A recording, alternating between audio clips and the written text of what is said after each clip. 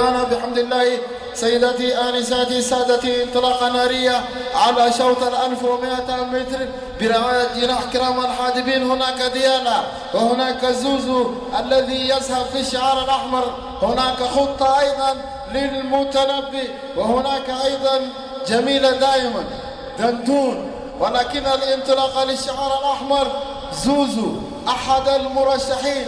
المراقبة تأتي لسنتر دريم ولديالا التي تتخلف في مركز رابع حتى الآن، وما زالت القيادة حمراء لزوزو مع الخيار برير بالرقم 2. هل سيفعل زوزو أحد المرشحين يذهب بصدارة حتى الآن؟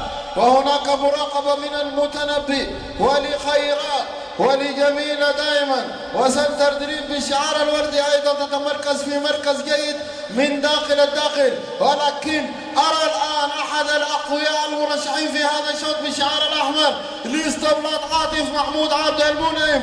زوزو يذهب، متنبياتي للاسطبل نفسه. تحية لاسطبلات عاطف محمود جناح كرام الحادبين.